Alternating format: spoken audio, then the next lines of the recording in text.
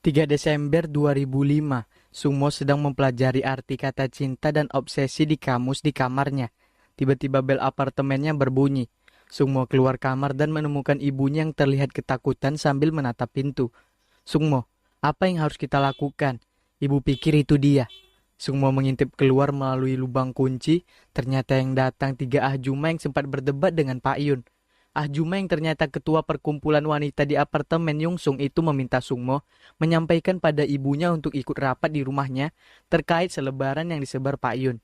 Sungmo langsung menutup pintu setelah Ahjuma pergi lalu menguncinya kembali. Dan dari apartemen seberang, terlihat si pria bermasker memperhatikan apartemen Yungsung.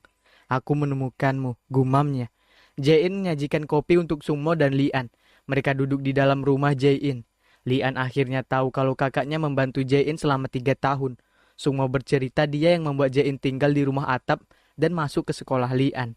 Sungmo dan Lian pamit pulang. Sebelum pergi, Sungmo bilang ingin minta bantuan Jae-in. Lian langsung kepo bertanya bantuan apa yang diminta kakaknya. Tapi Sungmo bilang akan mengatakannya lain kali. Sungmo dan Lian pun pergi. Sesampai di parkiran apartemen, Lian langsung menanyakan lagi soal bantuan. Sungmo mengulurkan tangannya agar Lian membacanya. Tapi ya, Lian masih tetap belum bisa membaca Sungmo. Keesokan harinya Jae-in keluar dari kantornya dengan terburu-buru. Dia bilang ada kerusakan besar. Lian langsung mengikutinya. Ternyata ada 2 ahjuma yang sedang bertengkar di parkiran sebuah kedai. Ahjuma A menuduh ahjuma B menggores mobilnya saat membuka pintu mobil. Ahjuma B tidak terima karena dia merasa tidak melakukannya. Ahjuma A ngotot menuduhnya karena mobil ahjuma B yang parkir tepat di samping mobilnya. Keduanya hendak berkelahi. Jae-in maju hendak memisahkan mereka tapi dia malah terdorong ke belakang. Lian mendekati mobil ahjuma A dan menyentuh bagian yang lecet.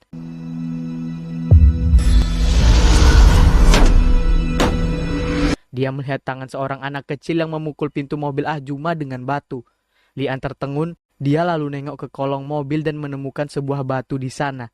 Beberapa saat kemudian, Jae-in Lian menunjukkan batu di tangannya. Di mana kamu menemukannya? Sedetik kemudian, Jae-in ngeh kalau Lian melakukan psikometri. Apa kamu melihat siapa yang melakukannya? Lian mengarahkan pandangannya ke samping. Jae-in mengikuti arah pandangan Lian.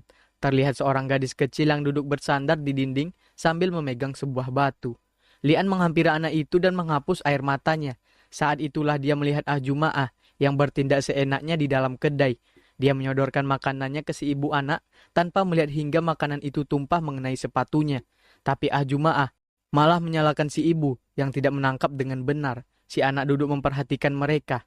Dia terlihat marah sampai melihat ibunya harus mengelap sepatu ahjuma A. Dia keluar lalu memukul mobil ahjuma A dengan batu. Sekarang, Lian, Jae-in dan anak itu duduk di depan kedai. Lian berusaha memberi pengertian pada anak itu. Aku tahu kamu marah, tapi jika kamu merusak barang milik orang lain, itu hanya akan melukai ibumu, orang yang ingin kamu lindungi. Perempuan itu sangat mengerikan. Jadi aku mempertimbangkan untuk merahasiakannya. Tapi jika aku melakukannya, ingatan itu akan tetap ada di kepalamu, mengikutimu dan mengacaukanmu. Apa kamu mau menyimpan rahasia buruk pada ibumu? Si ibu menyuruh anaknya untuk meminta maaf pada ahjuma. Anak itu pun meminta maaf. Ahjuma masih dengan tengilnya menyuruh si ibu mengajarkan sikap yang baik pada anaknya. Dia lalu pergi setelah ibu memberi nomor teleponnya dan berjanji akan membayar kerusakannya. Lian pulang ke apartemen. Dia melihat Sungmo yang baru masuk lift dan langsung menyusulnya. Sampai di depan pintu apartemen, Lian berniat membukanya. Sungmo menyerobot maju dan membuka pintu dengan kartu. Dia bilang sudah mengganti password pintunya. Begitu masuk, Sungmo langsung menutup kembali pintunya. Lian menyentuh tombol kunci pintu. 겨우 6자리 05120 Cuma 6 angka, 051203, 3 Desember 2005. Lian tertengun. Ulang tahunku, gumam Lian. Di tempat lain tampak Jae-in sedang menyalakan beberapa lilin. Hari ini tanggal 3 Desember 2018, tepat 13 tahun kejadian kebakaran di apartemen Yungsung. Lian membuka kotaknya lalu menguatkan diri untuk menyentuh boneka anjing buatan ibunya. Seketika dia bisa melihat kebersamaan dengan ibunya waktu dulu. Lian pun menangis setelah menyentuh barang lainnya yang membawa memorinya kembali ke saat-saat masih bersama orang tuanya.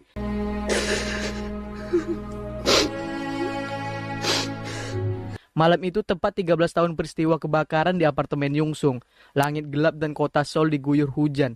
Esok harinya di Badan Forensik Nasional, Jisoo panik dan protes pada Dr. Hong karena tidak bisa mengidentifikasi sidik jari korban. Sidik jarinya rusak parah. Aku berusaha mengidentifikasi apa yang tertinggal, tapi tidak satu pun yang cocok. Jadi dia akan mencoba metode pelembab suhu tinggi. Jisoo dan detektif Lee mengintip dari luar. Dr. Hong memotong salah satu jari korban, lalu memasukkannya ke dalam tabung berisi cairan bening. Setelah 3 detik dia mengangkatnya, mengelesi sesuatu dengan kuas atau membersihkannya, lalu mencetak sidik jarinya. Setelah berhasil, Dr. Hong segera mencari datanya di komputernya. Dr. Hong tersenyum puas. Lian sudah memakai pakaian rapi, bersiap pergi ke pemakaman. Dia memanggil Sung Mo tapi tak mendapat jawaban. Dilihat di kamarnya pun tidak ada. Beberapa saat kemudian, Lian berjalan menuju mobilnya di parkiran. Sekilas dia melihat mobil truk bertuliskan Seohyun Delivery Service. Lian pun masuk ke mobilnya dan pergi. Dan ternyata di dalam mobil truk itu ada si pria bermasker. Setelah Lian pergi, dia memarkirkan mobilnya, lalu turun dan pergi ke kantor pengawas apartemen dengan membawa sebuah paket.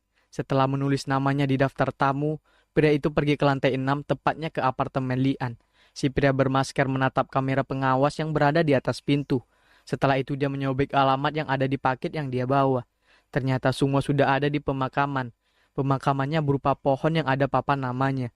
Dia meletakkan bunga yang dibawanya di tanah, lalu memberi hormat kepada ibunya Sungmo. Lian, Sungmo, dan Jae-in duduk di sebuah restoran. Sungmo menyatakan niatnya untuk meminta Jae-in membantu Lian mengembangkan bakat psikometrinya. Lian dan Jae-in saling melempar pandangan. Ternyata waktu Lian dan Jae-in bicara di rooftop, Sungmo mendengar Lian menendang pot bunga dan dia berhenti untuk mendengarkan apa yang terjadi. Jae-in terkejut, berapa banyak yang Anda dengar? Sungmo menirukan kata-kata Jae-in waktu itu.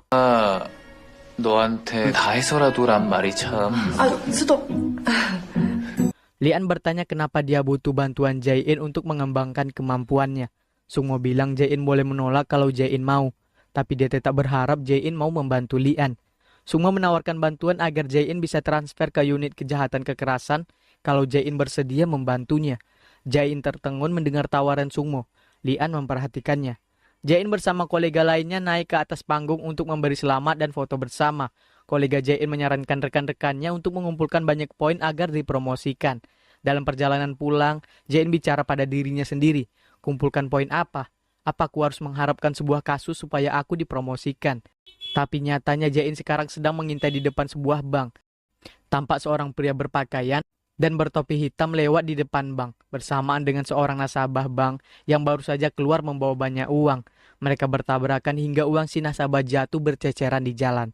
Jae-in tersenyum sinis melihatnya, menantikan momen drama pencopetan di hadapannya. Tapi nyatanya pria bertopi justru menolong si nasabah merapikan uangnya lalu pergi begitu saja. Jae-in bertemu dengan Lian. Lian mengambil kotak yang berisi sepatu Jae-in lalu memberikannya pada Jae-in. Seketika ingatan Jae-in melayang pada saat ayahnya membetulkan tali sepatunya. Saat itu aku bertemu denganmu. Kamu memberiku permen? Tanya Jae-in. Kamu tidak ingat? Jae-in menggeleng. Lian terdiam sesaat. Ayo kita mulai bersama. Lian mengulurkan tangannya.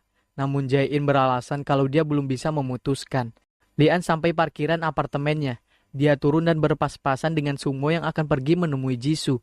Lian langsung bisa menebak kalau Sungmo mengambil kasus koper. Dia sangat senang dan antusias menanyakan perkembangan identitas korban. Dia lalu pergi dengan mobilnya. Lian lalu pergi menyusul kakaknya. Lian membuntuti mobil Sungmo saat akan berbelok. Tiba-tiba mobil truk dari layanan pengiriman Seohyun mendahuluinya. Beruntung, Lian sigap mengerem hingga tidak terjadi tabrakan. Lian melajukan mobilnya kembali. Kali ini posisinya, mobil Sungmo paling depan disusul mobil LPS dan di belakang sendiri ada Lian. Lian berkali-kali mencoba mendahului mobil LPS agar bisa membuntuti kakaknya, tapi mobil LPS selalu menghalangi jalannya. Lian sampai heran sendiri, ada apa dengan mobil ini?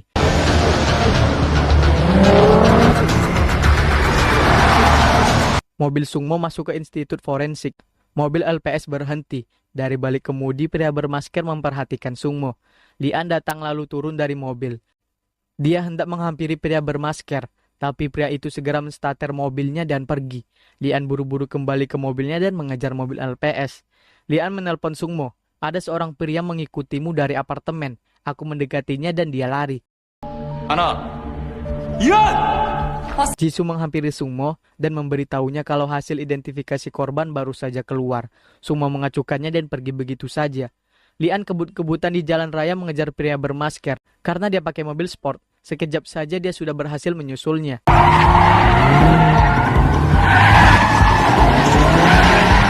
Lian berusaha melihat si pria bermasker. Pria bermasker sengaja membuka jendela mobilnya selama beberapa detik, lalu menutupnya kembali. Setelah memasuki terowongan, pria bermasker menghentikan mobilnya. Lian ikut berhenti dan segera turun dari mobilnya. Dia memeriksa mobil LPS tapi tidak menemukan pria bermasker di sana. Saat dia berbalik, pria bermasker sudah ada di depannya.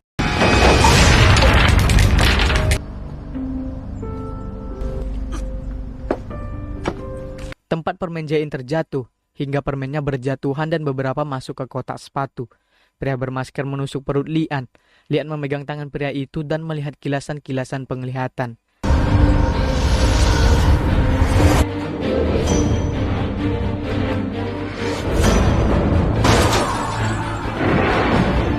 "Siapa kamu?" tanya Lian. "Kenapa kamu tahu kakakku?" Lian berusaha membuka topi pria itu. Seorang perempuan berteriak karena melihat kejadian itu. Lian pun tersungkur ke tanah. Lian dibawa ke rumah sakit. Perutnya mengeluarkan banyak darah. Lian berkata dia sudah memperhatikanmu cukup lama. Bahkan saat kita melompat dari apartemen, dia ada di sana. Lian sudah mendapat perawatan dan sekarang dia sedang tidur. Jisoo berharap Lian baik-baik saja karena alat vitalnya tidak terluka dan operasi berjalan dengan lancar. Sungmo malah mengajaknya pergi menemui Dr. Hong yang pasti sedang menunggu mereka. Sungmo menyetir sambil melamunkan kata-kata Lian tadi. Lian menelpon Daebong dan memintanya membawakan makanan. Lian mengirim pesan pada Sungmo untuk kembali karena ada banyak hal yang ingin dia ketahui. Sungmo sendiri baru saja di ruang autopsi bersama Jisoo. "Kamu sudah mengidentifikasi korban?" tanya Sungmo pada Dr. Hong. Lian keluyuran di rumah sakit. Dia bertanya pada perawat di mana toko terdekat. Perawat bilang ada di basement kedua.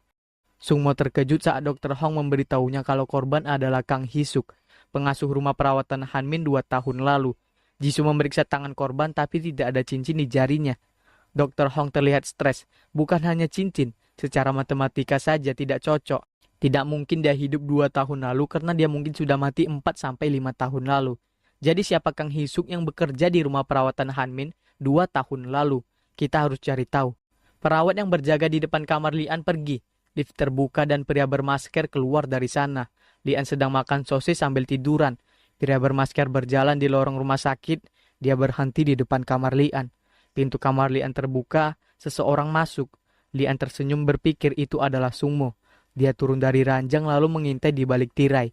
Begitu orang itu mendekat, Lian langsung menggulung orang itu dengan tirai. Lian meringis menahan sakit di perutnya. "Kenapa lama sekali? Aku menunggumu."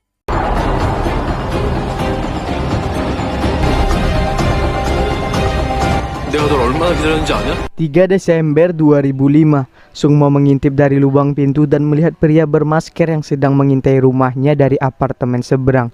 Sungmo segera mengunci pintu, lalu memberitahu ibunya kalau dia ada di sini. Dia meminta ibunya untuk melakukan persis seperti apa yang dia katakan. Pria bermasker menyeret kopernya. Melihat pintu apartemen Sungmo terbuka, dia bergegas masuk, lalu menyalakan lampu. Tidak ada siapa-siapa di sana. Pria itu lalu membuka kopernya lalu mengambil sebuah pisau. "Bisakah kamu melepaskanku?" Lian tertegun mendengar suara Jae-in. Dia buru-buru menarik tirainya hingga Jae-in hampir terjatuh. "Aku dengar dari Daebong kamu ditikam." Jae-in menatap Lian sinis. "Bagaimana jika melatihmu akan membuatku bodoh juga sepertimu?" Lian terkejut. "Kamu sudah memutuskannya?"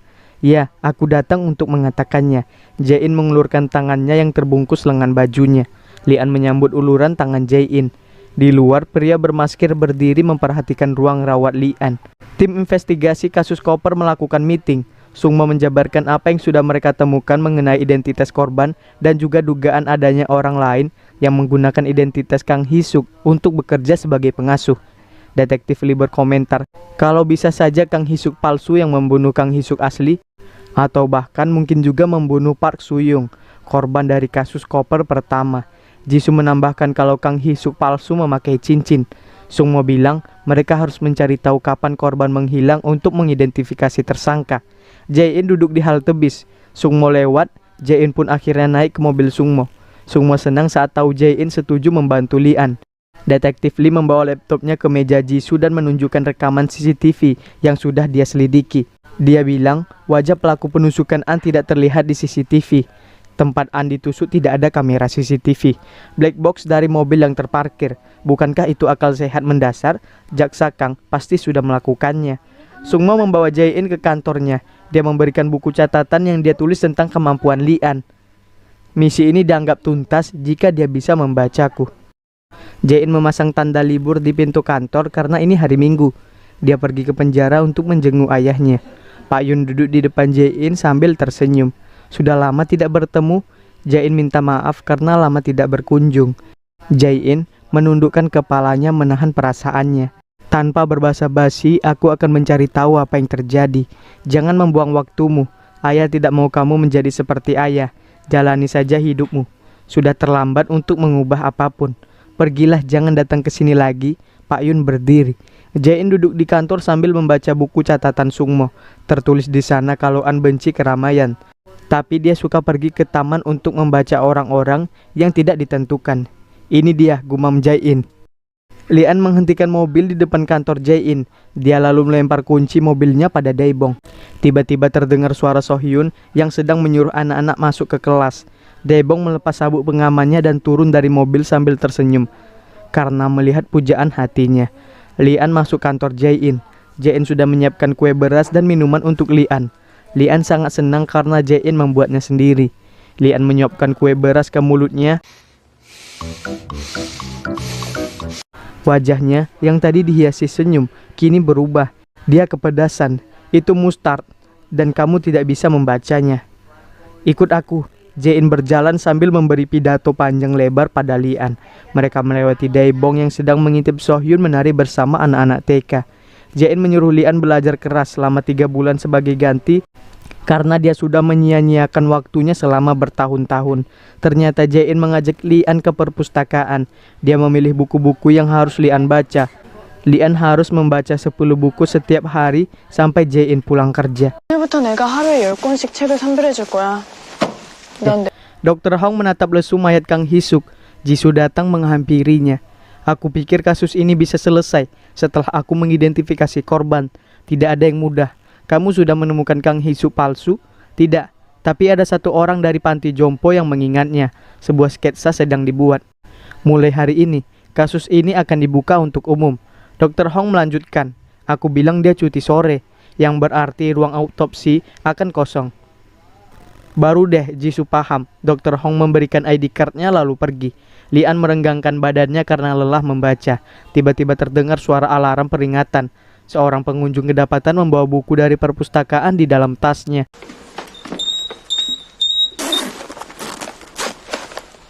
Tapi pengunjung itu menyangkal dan mengaku bukan dia yang memasukkan buku itu. Karena merasa tidak bersalah, dia memanggil Jae-in ke sana. Lee-an bertanya apa kasus seperti ini skornya tinggi, apa dia perlu membantu Jae-in. Diam-diam, Lee-an menyentuh buku yang dipegang penjaga perpus. Dia melihat tangan bercat kuku merah yang memasukkan buku itu ke dalam tas si pengunjung.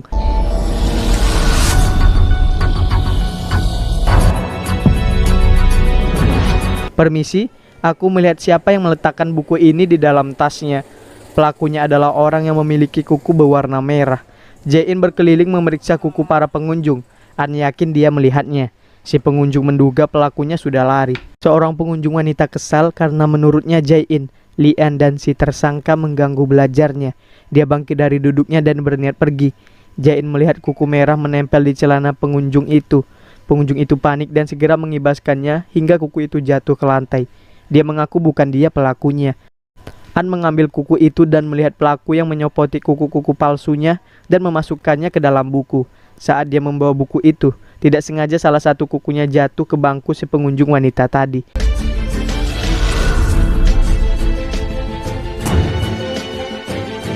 Jae-in meminta kuku itu. Ada seseorang yang aku curigai. Jae-in menghampiri seorang wanita berkacamata. Dia bilang saat tadi memeriksa kukunya, kuku wanita itu ada yang terkoyak. Mungkin itu terjadi saat membuka kuku palsu Anda. Anda juga tahu, DNA juga bisa diambil dari kuku. Jae-in menunjukkan kuku palsu di tangannya. Haruskah aku memanggil Anda setelah aku mendapatkan hasil tes DNA? Atau aku minta Anda untuk minta maaf di sini? Akhirnya wanita berkacamata meminta maaf. Lian ketiduran saat belajar. Banyak kertas bintang yang tertempel di badannya.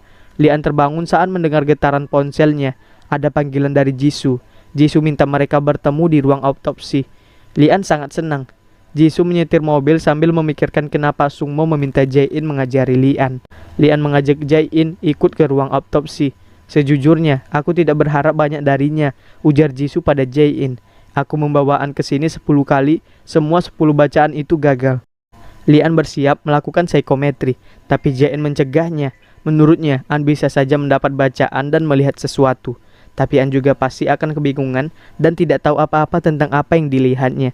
Jae-in minta Jisoo memberikan berkas kasusnya dan dia akan membantu Lian memahami kasus itu dalam waktu 1 jam. Baiklah, aku mengerti maksudmu, aku akan membawa berkasnya. Jisoo terkejut saat pintu lift terbuka dan melihat Sungmo ada di dalamnya. Jisoo masuk dengan gugup takut ketahuan membawa An ke ruang autopsi. Jisoo mengaku kalau An dan Jae-in ada di ruang autopsi. Sungmo menduga Jae-in yang minta data itu karena kalau An tidak mungkin. Seperti yang diharapkan, gumam Sungmo. Jisoo memperhatikan Sungmo yang tersenyum. Petugas Yun kan, orang yang ingin An baca sesuai permintaanmu. Ini tidak adil. Kita berpas-pasan, tapi aku tidak bisa melihatmu kecuali kamu memberitahuku.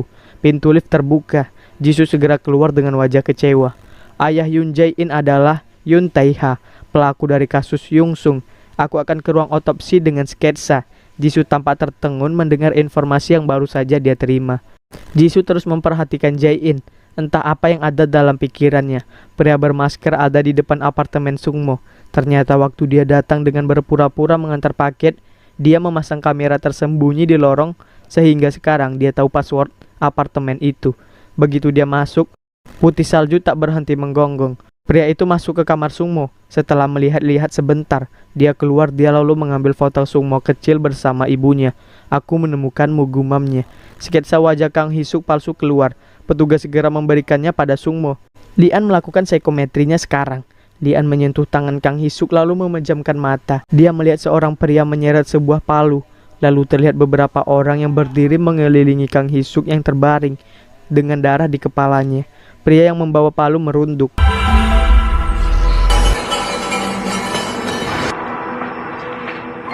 미안한데 그분이 Lian melepas sentuhan tangannya, dia memegangi kepalanya, lalu mengedip-ngedipkan matanya. Dia terbaring di lantai. Jae-in menyuruh Lian tidak perlu terburu-buru. Tenanglah, apa yang kamu lihat? Lian memejamkan mata mencoba mengingat apa yang dia lihat tadi.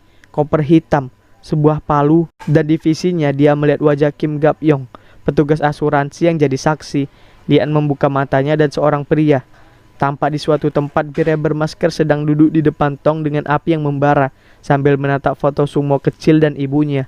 Aku yakin pernah melihatnya. Lian berlari ke meja tempat berkas tadi. Dia menunjuk foto Kim Gap-yong. Lian terus memegangi kepalanya. Dia terlihat kesakitan. Beberapa detik kemudian dia ambruk ke lantai. Jae-in dan Jisoo sontak terkejut dan langsung mendekatinya. Mereka berusaha menyadarkan Lian, tapi Lian akhirnya kehilangan kesadarannya. Dia pingsan. Sungmo masuk saat itu.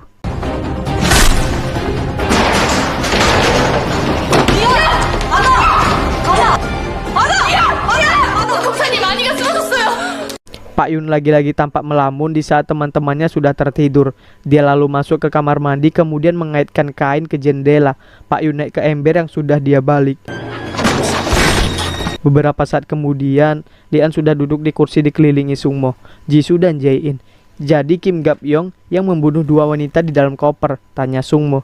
Ya, tapi sepertinya dia mengikuti perintah. Lian menirukan kata-kata Kim Gap-yong. Maaf, tapi klienku tidak menginginkan jalan keluar. 뒤탈이 없길 바라신다. Jisoo mengambil sketsa wajah Kang Hisuk palsu lalu bertanya pada Lian apa dia melihatnya dalam visinya. Lian bilang tidak. Jae-in bertanya-tanya, mungkinkah pelaku memerintahkan pembunuhan untuk mengambil identitas korban? Sungmo mengambil kesimpulan kalau kesaksian Kim Gap-yong waktu itu palsu, sedangkan Jisoo penasaran siapa sebenarnya wanita yang ada dalam sketsa itu. Mereka berempat keluar. Jisoo memuji kerja bagus Lian dan Jae-in. Jae-in berkata kalau dia ingat segalanya tentangmu sejak 2 tahun lalu. 네가 좀 특이했어야 말이지. Ponsel Jain bergetar. Jangan terkejut dan dengarkan kakak iparku. Ayahmu. Jain segera berdiri berharap ada taksi lewat. Tiba-tiba Jain sesak nafas. Dia terduduk di lantai sambil memegangi dadanya. Dan sayangnya dia tidak membawa kantong kertasnya. Lian panik. Dia lalu melepas mantelnya dan menutupi Jain dengan itu. Jangan khawatir. Aku tidak akan menyentuhmu sampai kamu mengizinkannya. 봉투 없어? 너 허락하기 전에 너 안 만져. Why do I